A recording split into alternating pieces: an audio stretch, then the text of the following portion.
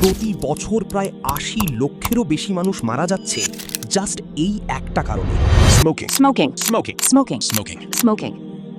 এবং প্রতিদিন নতুন করে প্রায় ৮০,০০০ থেকে ১ লক্ষ তরুণ তরুণী এই নেশার সাথে জড়িয়ে যাচ্ছে, যাদের মধ্যে প্রায় ৯০% মানুষ ১৮ বছর হবার আগেই স্মোকিংয়ের নেশার সাথে জড়িয়ে যায়।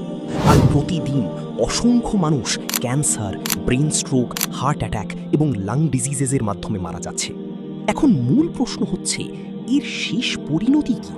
আর এই নেশার মধ্যে থেকে বেরিয়ে আসা আদৌ কি সম্ভব? আর যদি সেটা সম্ভব হয় তাহলে সেটা কিভাবে?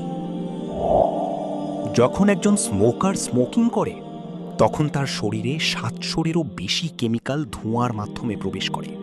একজন ব্যক্তি যখন ধূমপান করে তখন তার শরীরের রক্তের মধ্যে অক্সিজেনের পরিমাণ কমে যায়, আর অক্সিজেনের পরিবর্তে কার্বন মনোক্সাইডের পরিমাণ বেড়ে যায়।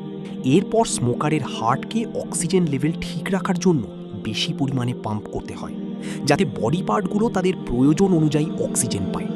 আর এই কারণেই স্মোকাররা বেশি সময় এবং বেশি দূর পর্যন্ত দৌড়াতে পারে না।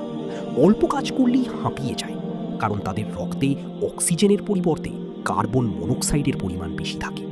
আর এই অক্সিজেনই আমাদের সাহায্য করে বেশি সময় ধরে কাজ করতে এবং বেশি দূর পর্যন্ত দৌড়াতে।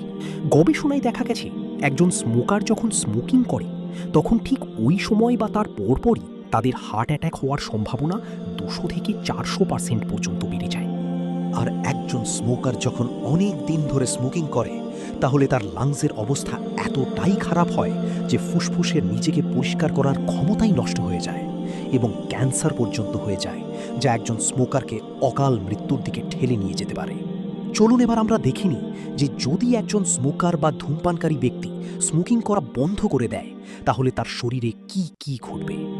একজন ধূমপানকারী ধূমপান করার ২০ মিনিট পর তার শরীরে কার্বন মনোক্সাইডের পরিমাণ কমতে শুরু করে, ফলে তার হার্ট রেট এবং ব্লাড প্রেশার স্বাভাবিক হতে শুরু করে।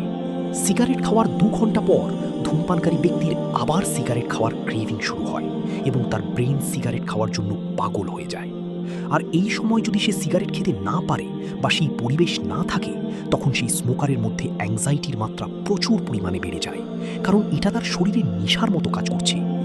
সিগারেট ছাড়ার ২৪ ঘন্টা পর একজন স্মোকারের প্রচুর খারাপ লাগা শুরু করে। অ্যাংজাইটি এবং মাথা ব্যথাও শুরু হতে পারে ক্রেভিংসের কারণে।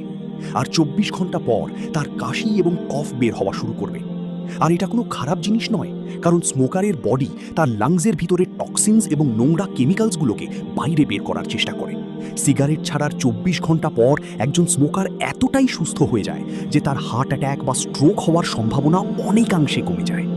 স্মোকিং ছেড়ে দেওয়ার ৩ থেকে ৯ মাস পর একজন স্মোকারের লাং ক্যাপাসিটি ১০ থেকে ৩০% পর্যন্ত ঠিক হয়ে যেতে পারে।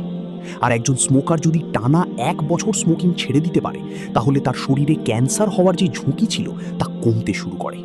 এবং ১০ থেকে ১৫ বছর পর্যন্ত যদি একজন স্মোকার ধূমপান করা ছেড়ে দিতে পারে তাহলে তার ফুসফুসের মধ্যে ক্যান্সার হওয়ার সম্ভাবনা পুরোপুরি চলে যেতে পারে। বন্ধুরা, এতক্ষণ যে বিষয়গুলো নিয়ে আলোচনা করলাম এগুলো মন গড়া কোনো কথা নয়, এগুলো আসল গবেষণা বা রিসার্চ করেই বলা হয়েছে। আর অনেকেই হয়তো এই ভিডিওটা দেখার পর সিগারেট খাওয়া ছেড়ে দেওয়ার প্রতিজ্ঞা করবে। বেশিরভাগ মানুষ সিগারেট পান করার কারণ হিসেবে বলে যে সে ধূমপান করে আনন্দ পাওয়ার জন্য বা সুখ পাওয়ার জন্য। তাদের উদ্দেশ্যে বলবো, ভাই, দুনিয়াতে আরও প্রচুর মাধ্যম আছে নিজের শরীরকে সুখ দেওয়ার জন্য। আপনি যেটার মধ্যে সুখ খুঁজছেন সেটা আপনাকে উল্টো মৃত্যুর দিকেই ঠেলে নিয়ে যাচ্ছে। তাই আমার আপনাদের প্রতি এটাই রিকোয়েস্ট থাকবে, বেশি দেরি হওয়ার আগেই সতর্ক হন, কারণ একদিন যখন সবকিছু শেষ হয়ে যাবে তখন আপনার আর কিছুই করার থাকবে না।